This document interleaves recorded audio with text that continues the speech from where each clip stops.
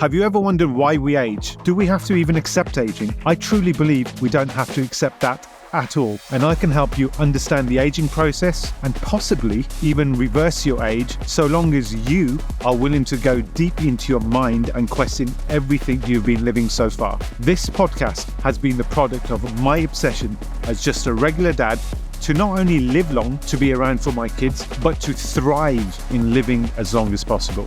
My aim is to inspire you through amazing real-life stories focusing on the mind, the body, and the spirit. We will look into the impact of trauma and methods to tap into the unconscious to tackle that stored trauma. I will go into the science of aging and aim to demystify the current technology, supplements, exercise routines, and nutritional practices.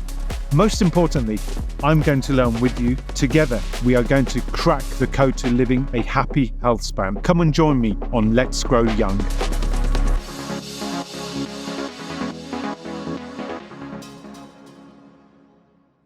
Troy Delaney is the founder of antifragile.fit and writes on his personal blog called My Wife Thinks I'm Crazy, But It Works. He teaches breath training, coaches land and water workouts, and contrast therapy, including my favorite therapy, hot and cold exposure. Troy uses a unique blend of ancestral science, behavioral change, and modern technology to help men and women optimize their health span and achieve peak performance. Troy's true speciality lies in finding unconventional and often disruptive solutions to impediments to achieving maximum potential, whatever your goal may be. Troy, thank you for joining.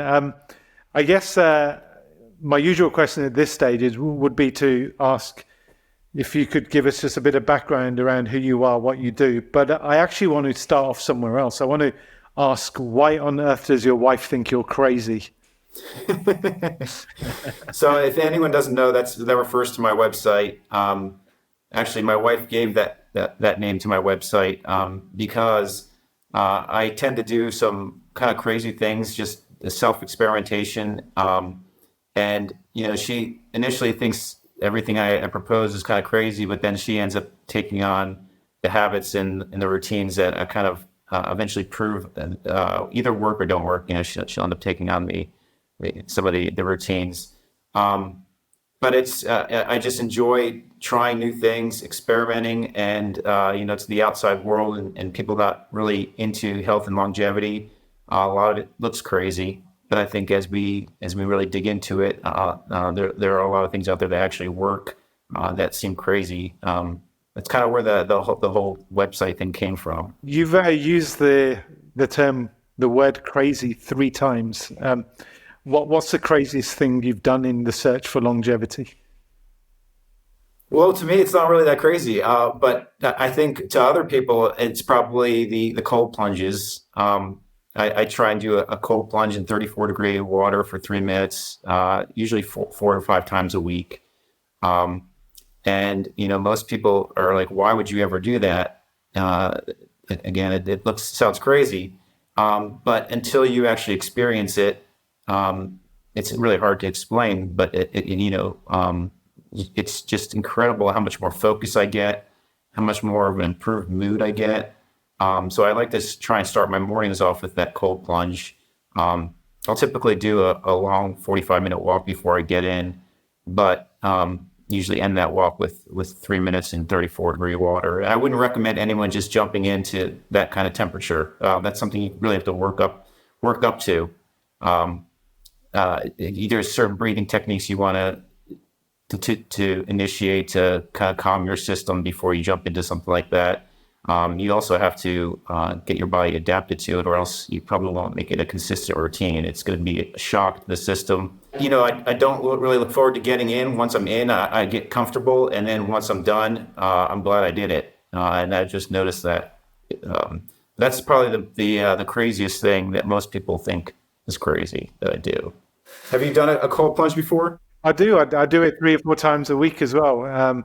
And in kind of UK readings, it's about 8 to 9 degrees Celsius, and so that's probably quite similar. And we probably sound like a bit of egotistical men now, but how long do you stay in there for? I do 3 minutes. I've heard that anything over 5 is really just showing off. So I try and keep it around 3 minutes. I actually have a whole mantra I go through and breathing techniques, and it just happens to work to be 3 minutes. So it actually makes the time go by faster rather than just focusing on the breathing. I have like different things I work through in my head, different mantras I repeat, and that helps me kind of focus on less focused on the discomfort and more focused on things that are actually going to make improve me as I'm going through through that cold plunge. Okay, well, you've just called me a show off, by the way, so I'm officially a show off. I think How long are you going in for? 7 minutes, but yeah, I've read the research that you quoted around going beyond 5 minutes, and I do agree with you. I think it is the show off aspect of me, and I need to get my head around that and just stop doing that, I think. It's really you have to see what works for you. I've just noticed that 3 minutes is probably the minimum effective dose for me. I get all the benefits I want out of it.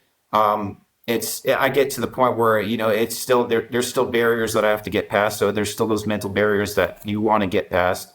But I'm not pushing myself to where I just feel like I'm not getting as much out of it. But how much juice do you get out of the squeeze? In 3 minutes, I pretty much get most of the juice, and that's enough for me. So I'm going to come back to this when we start talking about your flowchart, which is quite a handy flowchart. But just to bring this back again, what is Troy Delaney's goal? What's your objective when it comes to the longevity and that horrible phrase that I've got to use, biohacking? my whole goal is to just live as long and as healthy as possible, to extend that health span aspect of my life, so that I'm 95 years old and still being able to do what I was doing, when I'm 50 or 40 even. I have to realize that certain things will diminish, and that's actually a good thing because I know now what I need to focus on to get ready for that. But my goal is really to just be able to be a fully functioning human when I'm, in my late 90s, possibly over 100, and be able to play with my grandkids, possibly great grandkids, and just still enjoy life and not have to be in pain at all. And at the same time, I want to pass that on to other people too. I want them to be able to improve their health span so that they can live a long and healthy life and really just get the most out of life as possible. What I don't want to be is a liability to my kids, and I don't want to suffer, the last 10, 15 years of my life. So I'm doing everything I can possible right now so that I'm in a good state later down the line. Do you think you're getting there? And how long have you been experimenting for? So yeah, I think I feel like I'm on a good path. There's always things to work on, to experiment with, and to test out. Science is constantly changing, and our bodies are constantly changing. So it's not something that you can stick with. Some of the stuff is something you kind of have to adapt as you age. But I feel like my routine is pretty good right now. It keeps me. I sleep well. I move a lot throughout the day. I manage stress well, and exercise. I have a pretty good exercise routine, and my metrics that I'm always tracking are getting better, which is the most important thing, is to understand am I feeling and looking better than I did before? And that means you're going on the right path. If all the metrics are trending in the right direction, and your emotional health is in the right direction, then things are working, and that's kind of the goal. So and I've been at it for probably since 2000. Let's see, 2008 was when I really started getting into kind of the health aspect and the longevity aspect. Probably the past few years. What was Troy Delaney like before 2008? What kind of character were you? What kind of person were you? So I feel like I was still active. I didn't really focus much on improving my health as much as I did, as I do now. I was more focused on just just play it day by day. I wasn't really planning out and looking ahead in life. I was more just playing it day by day. Whereas now I'm really looking much farther out and saying, what do I need to do to be this person that I want to be in 20, 30, 40 years? Whereas back then it was more just day-to-day living, really. I wasn't really looking long term. What's wrong with day-to-day living?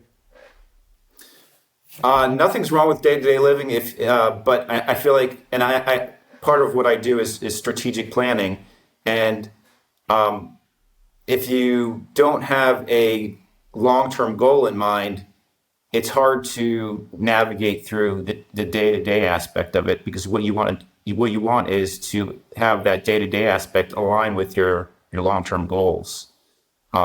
So it's important to really understand what do I envision myself to be in so many years, and what do I need to be doing now each day to really get there. And I don't think a lot of people really, and like I was back before 2008, really wasn't thinking about that kind of stuff. But I don't think most folks really think that far ahead. They think, of course I want to live healthy.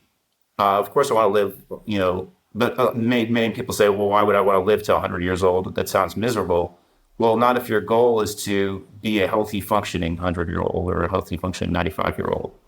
But if you don't have that vision and you're just living day to day, you're never going to get there, because you don't know what you need to do to get to that point. Does that make sense? It does. Well, what I do want to ask you is, are you having fun at the moment? And so I think I have seen people, I'm not going to name names, quite famous people out there who seem to be doing everything to increase their lifespan, so living as long as possible, but they're not living in the moment. They're not actually enjoying life, or they don't appear to be enjoying life. Are you having fun doing this? I love it. I absolutely love digging into this stuff. I love sharing this with other people. It definitely brings me joy. I think that's the most important aspect of it, and I'm glad you brought that up, is the emotional health aspect to life. There's no point in living a long life if you're not enjoying it. So, and if you look at my flowchart, I actually recently added the first part of that block is emotional health, because the first thing you want to look at in your life is, am I happy right now? Do I experience joy each day? Is what I'm doing bringing happiness to my life? And if it's not, that should be your main focus, is what do I need to do to start bringing some joy to my life? That doesn't mean to go out and binge eat every day on donuts and cupcakes. It means thinking about what will truly bring some happiness to your life, and then start focusing on that. I've noticed that too. I think I became that irritating person who kept talking to people at parties around what I do about longevity, but I wasn't enjoying my life myself. So, I was preaching stuff like NMN and resveratrol, and I convinced myself it was working for me. But when people start asking me some basic questions, I think I just realized that actually I don't think some of this stuff is working, and because I'm being so strict, I'm not actually enjoying myself. So that community angle is very important. You can tell I've been on your website because I talked about your wife calling you crazy. Can you talk to me about how do I become a kick-ass 100-year-old? Because that is also on your website, and I think this might be a good segue to go through your flowchart. Part of my day-to-day job with my full-time job is mapping out processes in a hospital setting to identify where's the waste in the process, where can we make improvements in the process, and how can we make this process work better. Troy, hold on a minute. Are you about to say you've taken a Six Sigma approach to longevity? I have. That's exactly it. Wow. I'm actually a lean Six Sigma black belt. So it's funny that you brought that up. But that's kind of how I've really been thinking about things, and I've even turned my health and longevity focus into a lean Six Sigma project, which is kind of funny and ironic. So before we move forward, and to stop me from interrupting all the time, no, go ahead. Can you just give like one or two sentences on what is Lean Six Sigma? I know what it is from my corporate world. You clearly know what it is, but to people listening, what is Six Sigma? So, well, there's lean and Six Sigma. Lean is really how do you make a process as efficient as possible, and only removing the waste in the process. So looking at all the steps of a process and identifying what doesn't need to be in there, what doesn't add value to the process, and eliminating that. And then the Six Sigma portion is kind of improving the quality of the output of that process. So you're really getting the most efficient process and the highest quality product at the end of that process. So at a high level, that's what Lean Six Sigma is all about. I think that is awesome. I've never heard Six Sigma applied to that context. And to me, that cuts through all the bullshit out there, which is that try this, try that, but you found a method which is lean and gets you to the output quickly if you follow it. So over to you again, just to go through the flowchart. Yes, and if anybody wants to, I know we'll be sharing it, but you can go to troydelaney.com/flowchart, and I have it right there as well, and you can download it and print it out too if you want to. And we will share that information on the notes of the podcast as well.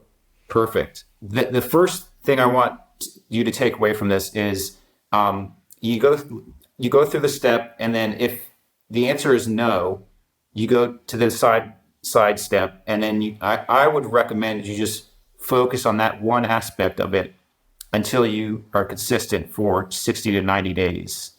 Now you can do other things, but what I find is a lot of people kind of get overwhelmed with trying to implement too many things, and then they get nothing accomplished.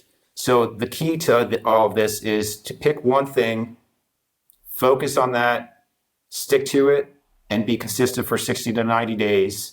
And then re-ask the question and see if you've progressed at all.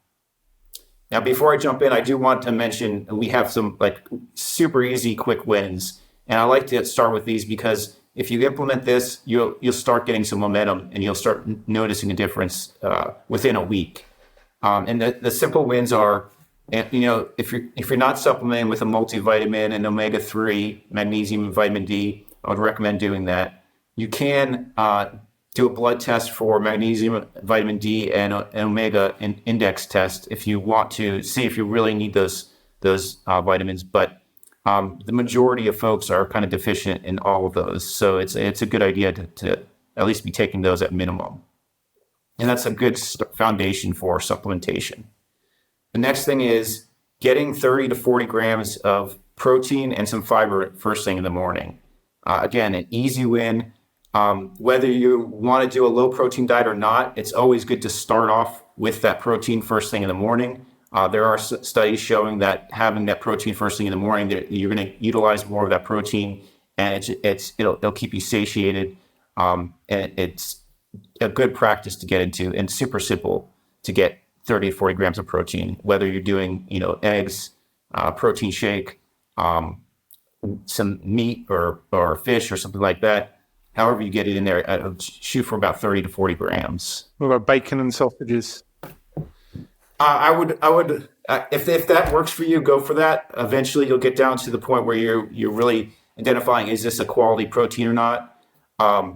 So if that's what it takes to get that protein in, it's not going to hurt you in the short term. I would eventually avoid any kind of processed meats, just because of the science behind it. It seems that it may be linked to cancer. So, but I would imagine that's if you're doing that for several years straight. A month or two of that, you'll probably be okay. Well, what do you define as a quality protein? Anything that's not highly processed. So I would recommend just like any whole food protein source. So meat that hasn't been processed.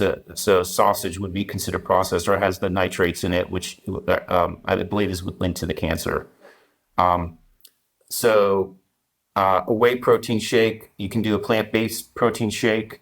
Again, egg whites, anything like that you want to try and just get the whole food source, though. Adding some fiber in there too. So if you add some spinach to an omelet, that's a perfect way to start the morning. Then we have eating in a time-restricted feeding window. So I would say at minimum eat all your calories within 12 hours. That's a safe, easy way to do it. That way you're kind of limiting the amount of food that you're really eating towards the end of the day, which ideally you're not eating 3 or 4 hours before bed. So eating that 12-hour window. Are you talking about intermittent fasting here?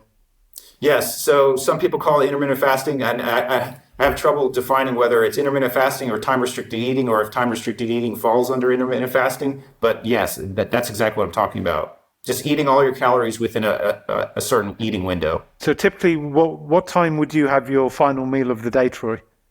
I end my meals by 7 o'clock. And I've actually noticed that if I eat beyond 7, I have a raised heart rate throughout the night.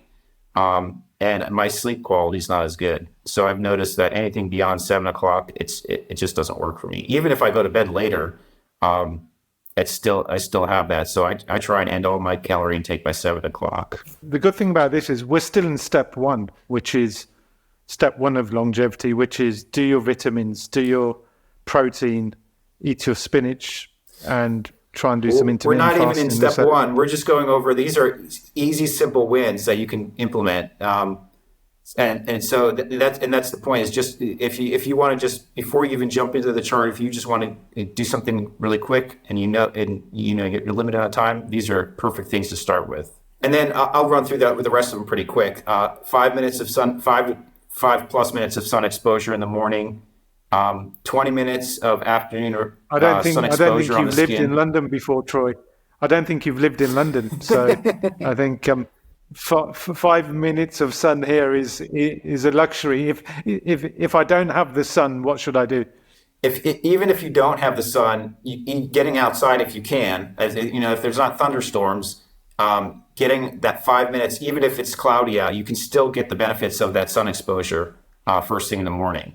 Now there are devices that you can implement if you're not doing that, but I would do your best just to get outside, even if it's just standing on a covered patio for 5 minutes and sipping on some coffee while you're doing that. But it's important to get that sun exposure first thing in the morning. Well, what does that do? What does that do to my body? So that resets your circadian rhythm, which is the internal clock in your body. And it's basically telling your body, okay, it's morning now. And then all these systems start going into effect throughout the day. So if you're not, and that's the trigger for it. That's why it's so important to do that. If you're not doing it, your body doesn't know that it's, certain things aren't happening. So hormones aren't being released on time. Certain neurotransmitters are not being released. It's the main trigger to get your body into the ideal state, and it even leads into better sleep. So if you're getting that sun exposure first thing in the morning, you'll notice that your sleep is actually better. You'll be more tired at the end of the day, and you'll sleep better as well. So it's pretty important to get that. Super simple, 5 minutes a day, and like I said, even if it's cloudy out, try and get that sun exposure. Another thing is to just drink clean water and add minerals if you're filtering your water with like a reverse osmosis system. I have explore nature and ground yourself. So just getting out in nature as much as you can. Again, if it's rainy out, you could even bring some plants into your apartment or your house, and just to bring some nature in, and then just walk as much as possible. Just getting that movement in throughout the day. So those are easy wins. I would just pick one or two, or try and implement a couple of those, and just to check that off to say I got that down. So with that, do you want me to jump into the actual flowchart? Yeah, sure. But those quick wins cost nothing, and so buying a bunch of vitamins is not expensive, and everything else is inexpensive. We're not talking about injecting yourself with IV drips or anything. This is all free stuff, which you and I can do quite easily, which is why I think this advice is amazing. Free, simple, and impactful. That's my main goal, is what is the simplest thing you can do and have the biggest impact in your life. Again, going back to Six Sigma, I want the least amount of waste in my life, eliminating that waste, and just focusing on the vital few that are going to bring the biggest impact to my health and longevity. I guess people make it difficult because of the first step on your flowchart, because they're not emotionally healthy. There's lots of stuff going on in their heads that clutters their head. And that's why I think, in line with what I'm trying to show people, is that actually you need to fix your emotional health before you get onto anything. And so maybe that's, again, a good step onto the flowchart. Yes. So first thing is ask yourself, do you want to live a long and healthy life? I would imagine most people say yes. And if that's the case, then the first thing you want to do is just check your emotional health. Do you experience joy throughout the day? Do you have conversations with people that bring you happiness? Do you experience happiness throughout the day? What's your outlook on life? Look into it, really do a thorough analysis of that, and ask yourself those questions, just to say, my current state is it bringing me joy? And if you're noticing that maybe it's really not, then I have on the flowchart, seek out professional health. But you don't necessarily need to seek out professional help. It may be just something that you can do internally to kind of ask yourself, what the one tool that we use in as a Lean Six Sigma practitioner is called the 5 whys, and it's really drilling down on asking yourself why until you get down to the root cause. And when you get to the root cause, or sometimes there's several root causes, you can start addressing those root causes to fix the situation. So that would be my first suggestion, is really do an internal check. How emotionally healthy are you?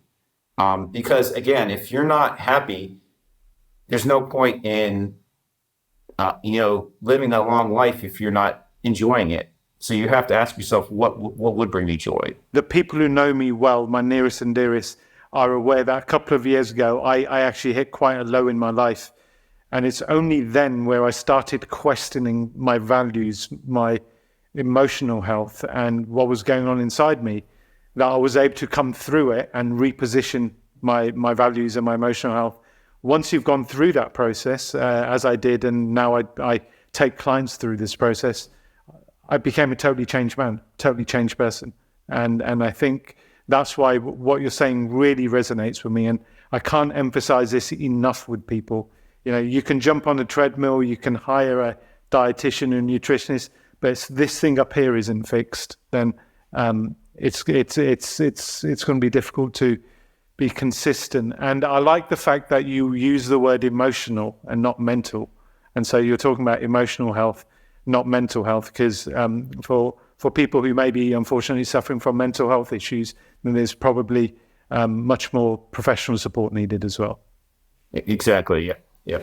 Okay. But so once you kind of have that nailed down, and it doesn't have to be perfect, it's just it could be as simple as, experiencing one moment each day of some joy or happiness. And once you get to that point, then let's move down to the next step, which is a simple but not necessarily easy thing. So it's, do you smoke or drink excessively? And if you do, then you focus on either quitting or lowering your protein intake. And the reason I say that is because a majority, there's a thorough study out there that looked at protein intake, and what they found was those who had a higher protein diet but didn't smoke or drink excessively actually had a higher or a lower all-cause mortality, whereas those who either smoked or drank excessively, lowering the protein intake actually reduced their all-cause mortalities. Troy, what does that mean? Are you saying that if you smoke excessively and eat lots of protein, your lifespan suffers? Exactly. Yeah. If you smoke or drink excessively, so 1 or 2 drinks a day, probably fine. But if you're drinking excessively or smoking tobacco, those 2 things are things that you really want to address. And I know some of that stuff, it may not be easy, but those are the 2 biggest risk factors. If you're doing either of those or both, it's the biggest risk factor on your health span and your lifespan. So take that in check, work on that. You may want to reduce the protein intake for a little while you're working on that. But once you have that in check, then we can move down to the next step. But I like a glass of wine. Absolutely. Like I said, a drink or 2 each day, probably no problem at all. honestly, I've heard that any alcohol is not going to do any good, even like a glass of wine, but it's really not that big of a deal long term. So and again, going back to if that glass of wine brings you a little joy, then go for it. I think the glass of wine gives me joy. Maybe two glasses even with a nice fillet steak. It brings me joy because I'm sitting with people I want to be sat around, having good conversations and sitting with community and actually enjoy myself, as opposed to sitting at home by myself drinking. I think that would be a problem for me. But actually, once a week, meeting my friends and having some wine and some good food and some good chit chat and taking the piss out of each other, that's actually helps my longevity, I feel. Oh, absolutely. Yep. And that's completely different than excessive drinking, where you're drinking, 3 or 4 drinks a night before bed by yourself. Then that's something you would want to address. So the next step after that, so you've got that addressed. You want to start looking at how active are you. The most potent tool for health span and lifespan is exercise. So that's why that comes next, is looking at how active you are. So if you're completely inactive, let's look at increasing daily movement and some zone 2 training, which is just bringing your heart rate up to a certain level. When you say active and when you say exercise, just for people listening, we're not necessarily talking about high intensity training, although I'm a big advocate of that. We're just talking about getting up, going for a walk, and doing something in the garden and that sort of stuff, right? Exactly. Yep. When I say inactive, we're assuming you're not exercising for less than 3 hours a week, and you're just most of the day you're either sitting or most of the day you're just sitting. So my recommendation would be just start moving more often throughout the day, whether that's just standing up and walking around for 5 minutes, doing some movement snacks where you're just getting up, moving for doing a couple push-ups or air squats, just getting that movement in throughout the day. And then starting to add in some zone 2 training, which could be just, for some folks, it could just be a speed walk. Some, it might be a little bit of a jog.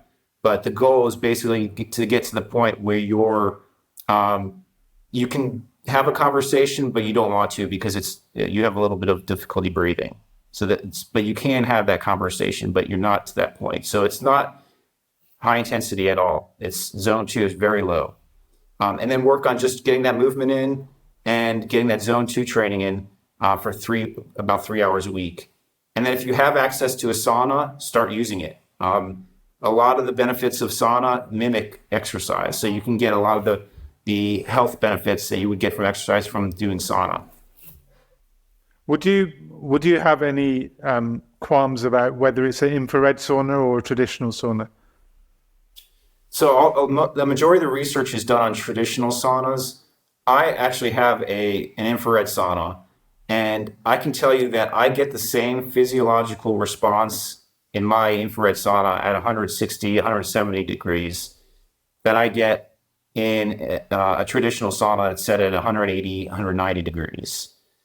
So I don't have evidence to support this, but I would assume that if you're getting the same physiological response, raised heart rate, sweating, breathing harder. I've had my heart rate up to 165 before, just sitting in a sauna, in my infrared sauna. So if I'm getting the same physiological responses that I would be getting from exercising or from getting in a traditional 185 degree sauna, I feel like I'm still getting those same benefits. Surely it can't be good for you getting your heart rate so high. Well, it's mimicking the exercise. Just like when you exercise, your heart rate's going up. So when you're sitting in a sauna, your body's adapting to that. It's experiencing the stress that you would experience when you're exercising. But again, this isn't a controlled environment, and that's a big difference than constantly having your heart raised throughout the entire day because you're stressed out over work. You're specifically increasing your heart rate, even if it's just sitting. You're experiencing that stress in a controlled environment, and you know it's going to end after that. So there's a difference between raising your heart rate in a sauna and just having your heart rate raised throughout the entire day because you're stressed out. I'm going to try not to get too technical, but are you referring Sure. to the things that are known as good stressors, your sirtuins and your survival genes, which kick in at certain temperatures and certain levels of stress. Yeah. You have, I think it's eustress is good, positive stress. And then there's malstress, which is the bad stress. And the difference is how you're reacting to it and how long it's going on for. So if you're just sitting in a sauna for 20 minutes and your body's stressed out because it's super hot in there, and then you get out, your body adapts to that and goes back to baseline. Whereas if you're stressed out over something, it's going to be raised and it's going to be a chronic thing. That's where the issues come in.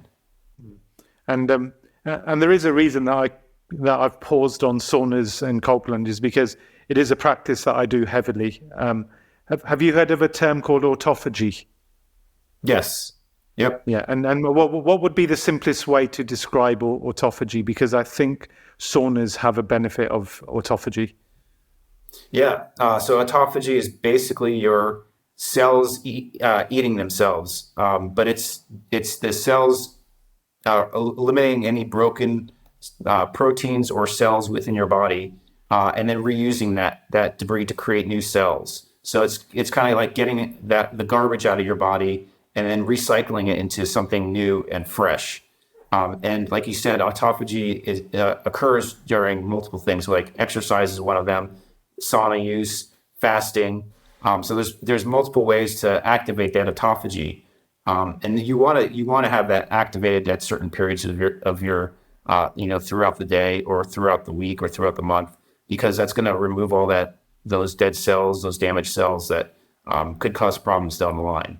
I just find the body amazing. So we've basically talked about people's cells eating each other, and so there's a mechanism in the body where where your body gets rid of those toxic cells, those senescent cells, those dead cells, and it then creates better cells. I mean, that is demonstrating that our body is amazing. It's unique, and there are techniques that cost next to nothing to revitalize yourself with things like saunas. And I just find that amazing that your body has this mechanism to do that. Yeah, it's absolutely incredible. It's just so amazing how your body can do that and just continuously recycle damaged cells. And it's just, you're not doing anything to do it. Your body just knows to do it at certain periods of time. There's certain things in your body that trigger it. And as long as you're putting those triggers out there, your body will do what it needs to do. It is absolutely incredible just how the body works. I think that's one of the reasons why I fell in love with just health and longevity, is just being able to take control of your health and taking advantage of the amazing things your body can do. It's incredible. So far, we've got some quick wins. I've become emotionally healthy. I've given up smoking. I'll have a couple of glasses, maybe 3, maybe 4, with friends once a week with a nice steak. I've begun to exercise more, and I'm hitting the sauna, and I'm beginning to feel brilliant. How do I go to the next level? What's next in the flowchart? Well, we do talk about going from inactive to moderately active. So moderately active being 3+ hours a week. And then if you're moderately active, you want to start thinking about the types of exercise you're doing. You want to go beyond just zone 2 training. So start incorporating some strength training in that, some stability training, some high intensity exercises. So start adding that onto your exercise routine. And once you get to that point, then you want to start thinking about your protein intake. Just one question, Troy, on high intensity exercise. Now, I do a lot of high intensity exercise, and I thought it was doing me good, and I still believe it is doing me good. But my biological age, it declined. The gap between my chronological and my biological age was getting wider, which is a good thing. But recently, the gap became smaller.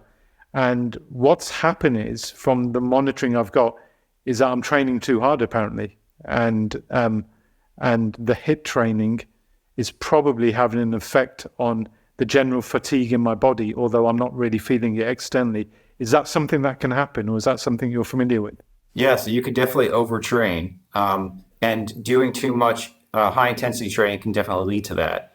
I try and stick to doing just 2 days a week of high intensity training, 1 to 2 days a week at most. I try and focus on doing that zone 2 training. So the very, very lower level training is a big chunk, kind of that's the bottom of my exercise pyramid, and that's the majority of my exercise. And then above that is strength training. So I do that 3 to 4 times a week. And then high intensity exercise 1 to 2 times a week max. You can definitely overdo it. And what you have to keep in mind though is that high intensity training is much, usually it should be shorter duration. It shouldn't be more than 20, 30 minutes at max. And you really have to, and the shorter you do it, the harder it has to be. So if you're doing the Tabata, which is only 4 minutes long, it's 20 seconds all out, 10-second rest. That 20 seconds, and you're doing 4 rounds of that. And then that would be the 4-minute workout. But those 20 seconds have to be 100% max all out. And you really have to push yourself to get the benefits from it. Again, you're only doing it for 4 minutes, but those high intensity moments really have to be intense. But if you're doing, 4 or 5 Tabatas a day and doing that multiple times a week, that can definitely overstress your body. And I think that comes into how do you balance the exercise with the recovery. I'm a big fan of incorporating recovery into your lifestyle, because you can definitely overtrain. Your body needs to, all the benefits from exercise come from when you actually recover. It doesn't come from when you're actually exercising. If you're not properly recovering, you're not going to see the benefits, and you can end up burning yourself out, which sounds like that's kind of where you were headed, is just too much high intensity exercise. You've just solved a problem for me, to be honest. So what I'm doing at the moment is I'm burning around 2,000 calories a workout 3 times a week, because I'm training for a competition, and I'm overdoing it, I think. And then I'm doing some workouts in between as well. But you've solved it for me, because I'm going to exercise less, and I'm going to go meet my friends and have more wine and have more steak to just chill and recover. I think that's damn, this flowchart's getting difficult for me now. I think I've got to start reading books or something, I think. One way to incorporate recovery and training at the same time, and I actually did this to train for a Spartan race, and I was actually amazed at how efficient it was. Shall we do our man-to-man thing there? How many Spartan races have you done? So I've done 5. My last one was the last one I did was the Beast, the 14-mile one, and that's probably the last time I do a long distance one like that. What about you? It's the same, about 5. The last one I did was something similar to yours, and I'm done with Spartan races. I'm doing some high rocks races next. Anyway, we're on a level footing. Ego's level. 5 Spartan races each. I think I just want to clear that up. So now we've got past the resistance training. Where do we go to from here? So this now we're talking about your protein intake, and start taking in sufficient protein. That's again 1.2 grams of protein per kilogram is a good target. Unless you're super active, then you want to do 1.6 grams per kilogram. And then what you want to ask yourself is, am I under muscled or am I adequately muscled? And if you're under muscled, that's when you really want to start increasing that resistance training or strength training or weight training, and start putting on some muscle. What about carbohydrates and vegetables? For building muscle? Just generally as part of a diet, because I think we've talked about protein a lot, but and what about a balanced plate? I honestly don't even get to that until the very end of the chart, where we start focusing on macros and stuff like that. I think it's more important to ensure you're getting sufficient protein first, and then when you're adding in that resistance training, it's even more important to ensure you're getting that sufficient protein, because that's what your body will actually use, the protein that you're taking in. So then once you identify that you probably have adequate muscle, then you look at your sleep. Again, looking at sleep affects everything. It'll affect how your body responds to the nutrients you're taking in. So if you sleep well, you could probably eat a lot more carbs. So that's why I have sleep next, is because it affects other things down the line. It'll affect how you respond to exercise. It'll affect how your mood and just general. I mean, if you've ever had a poor night's sleep, you can tell that your energy levels are low, your mood's not as good. So sleep is the next thing. So if it's poor, that's when you want to really start focusing on getting better sleep habits, sleep hygiene, all that stuff. And then once you have that sleep dialed in, then we're going to ask, are you undernourished or overnourished? So that's looking at, do you take in enough calories? If not, that's when you want to start focus on increasing the amount of calories you're taking in, ideally from nutrient-dense whole foods. And I don't like to get into specific macro ratios or anything like that. I think it's very variable depending on the person. What's your ancestry? How well do you deal with carbohydrates? There's a bunch of different factors there, but ideally just whole foods, nutrient dense. Now, if you're overnourished, meaning you're probably taking in more calories than you're burning, then what we want to do is focus on reducing the amount of calories. And there's really two routes to that. There's either calorie restriction or dietary restriction. Calorie restriction would be either going to like OMAD, 1 meal a day. By default, you're not going to be able to take in more calories than you're burning because we've already addressed the exercise issue. You're already burning more calories now. So you could do 1 meal a day. You could do fast mimicking diet, which is very small amount of calories for 5 days. And you do that once a month to reduce the amount of calories for those 5 days. Or you could do the 5-2, where you're reducing calories for 2 days out of the 7-day week and eating normal for 5 days and doing that every day. So there's that calorie restriction. Or you could do dietary restriction. That's where you get into, do you want to do vegan? Do you want to do keto? Do you want to do carnivore? I don't like to recommend certain things. I just, do what works for you. But by default, if you're doing some type of specific diet, Mediterranean diet, anything like that, you're going to restrict certain portions of calories. So those are the two routes you can do. You can do calorie restriction or dietary restriction. One thing that you've also mentioned is longevity supplements on your flowchart, and this is a quite controversial topic at the moment. And again, I'm conscious about time and the fact that we could talk about this separately as well. Well, what's your thoughts on longevity supplements? You've got NMN, NR there, and there's such a plethora of others as well. And I'm personally testing a lot of these at the moment, and some of them seem to work for me and others just don't, I think. Right. Well, so that's the thing, is what we just went over, those are going to be 80% of what you need to worry about. You get all those taken care of, you're golden. And then that once your sleep is good, once you have adequate muscle, once you once you're well nourished and not overnourished, that's when you can really start thinking about even it's like 25 to 20% of what really make a difference. So once you have all that other stuff taken care of, then let's start talking about incorporating some what a lot of people call biohacks. So again, that's like the hot cold exposure and the longevity supplements. I really don't think the longevity supplements are going to do much if you don't have all the other things addressed first. Then once you have all those addressed, then you can really start tweaking to say, okay, let me test NMN out and see if my energy improves, or see if I notice a difference. Do I feel better? Are any of my metrics that are important to me improving? I can't really say for sure what specific nutrient or supplement is going to work for you other than those 4 that we addressed at the very beginning. Because I think it really depends. The science isn't really there yet with NR or NMN.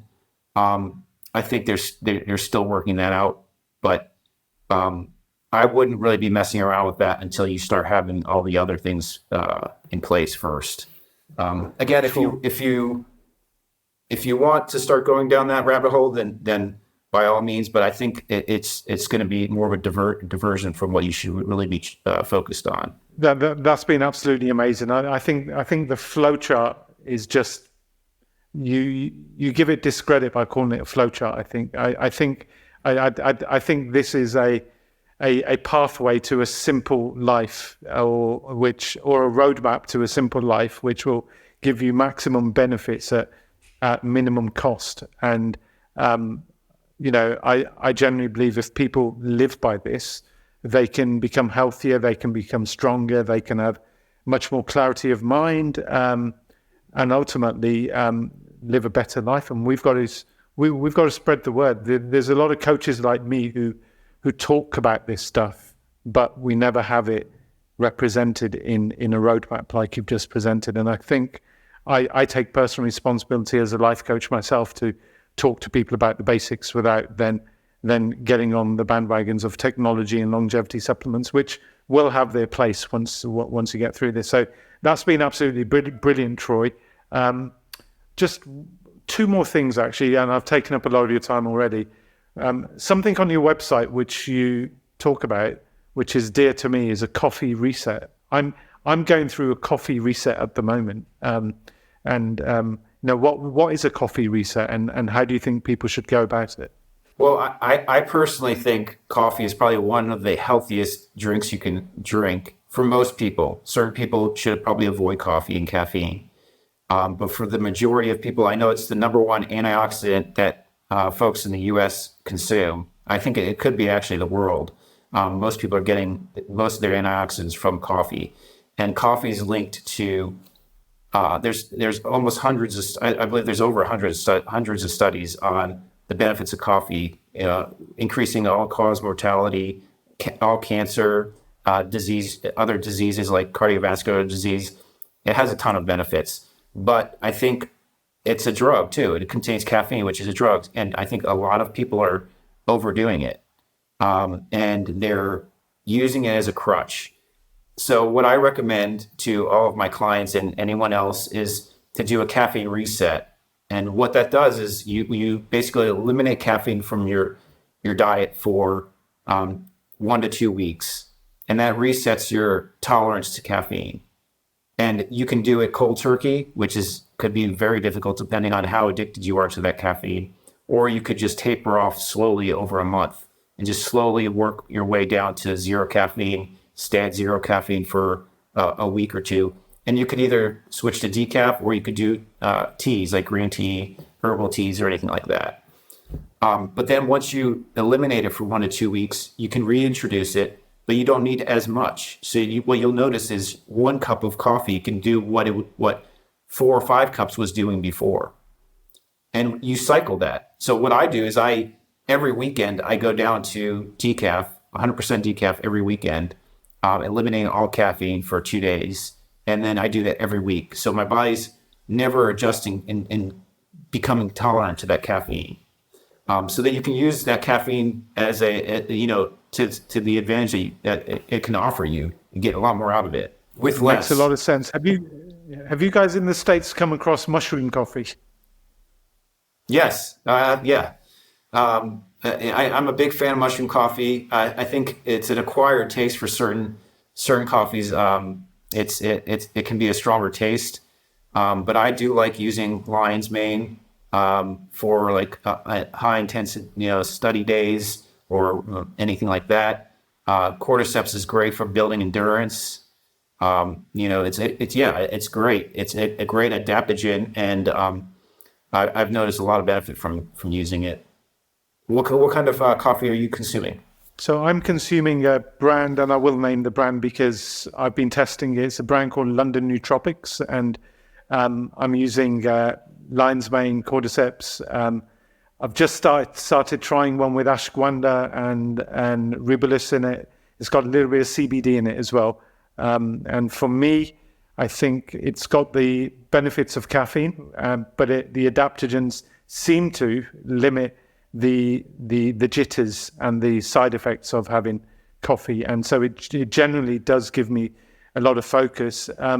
One other thing also, I used to take creatine prior to my workouts, and I've stopped taking it because I think the cordyceps are doing a quite good job at giving me something similar to what creatine was giving to me.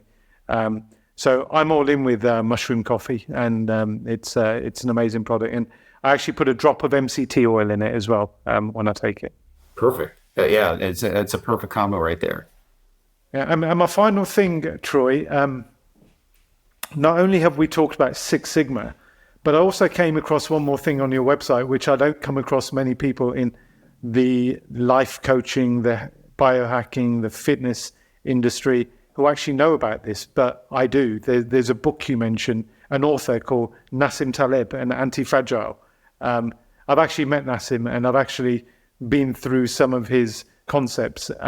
Why do you particularly talk about the concept of antifragile? Yeah, I read that book, and I honestly, it changed my life. I refer to it as becoming anti-fragile fit. And that's basically becoming mentally and physically more resilient than you were. The fragile will break under pressure. There's no real term for the opposite of fragile other than hard, and you don't change. You resist change. But then there's anti-fragile, which means you actually get stronger under stress and pressure, and you build beyond resilience. So you get better from that stress versus just going back to baseline. So I like to think of it as becoming anti-fragile fit, where you're physically and mentally becoming stronger than you were before. And that's the whole goal, is just continuous improvement. Again, going back to Lean Six Sigma, which is all about continuous improvement. Anti-fragile fit is all about becoming continuously stronger and better, more resilient than you were before. Troy, that's been absolutely amazing. We've had over an hour of your time, and I think what is absolutely refreshing for me is that I've taken a different style with this podcast. So usually I would be very inquisitive and going into why people are doing X, Y, and Z and really giving them a hard time. But in your case, 99% of what you're recommending are quick wins. They are free to people. They're to do with living your best self through waking up properly, through eating properly. You're not going out spending hundreds of dollars on supplements and stuff. So I've given you an easy time today, Troy, but I'll try and actually find another episode where I can give you a harder time. It's been really, really great. We will share your details on the notes, but just remind us, how can listeners get hold of you? Where can they find your socials and your links to your coaching? My personal blog, My Wife Thinks I'm Crazy, but it works, is troydelaney.com. My business page is antifragile.fit. And I am at antifragile.fit on Instagram, which is probably the best. I'm the most active on Instagram. And then Facebook, Troy R. Delaney is my business profile. And I also have, depending on what you want to dig into, I have different Facebook groups, private Facebook groups on different fan pages on different longevity folks that just kind of share the same mindset as I do. So I wanted to get as many people as possible together that kind of share the similar ideas. So if you're into Dr. Peter Attia, I do have a private Facebook group for him. It's a fans page. And then Dr. Rhonda Patrick and Dr. David Sinclair have private Facebook groups, fan pages for all of them. So if anyone wants to, they can definitely find those on Facebook as well. We have really good conversations, and it's all around their philosophies on health and longevity. Troy, excellent. I'm going to give you back the rest of the day, and thanks for your time. What an amazing episode. I am so pleased to hear someone talking about HealthSpan with such a methodical and flowchart-based decision system to simplify it for everyone. This process-based system, known as Lean Six Sigma, is something that I have seen and used in my corporate life, and I think it is ingenious to see this used to guide the everyday punter through the confusing world of getting healthier. Take this flowchart and stick it up on your fridges. Let's grow young. If you've enjoyed what you've listened to and you want to find out more, please hit the subscribe button or the follow button. If you want to find out more about me, please visit my website, www.sanjpathak.com, my Instagram profile @sanjpathak or just simply send me a message on my email, which is sanj@sanjpathak.com. Thank you for listening.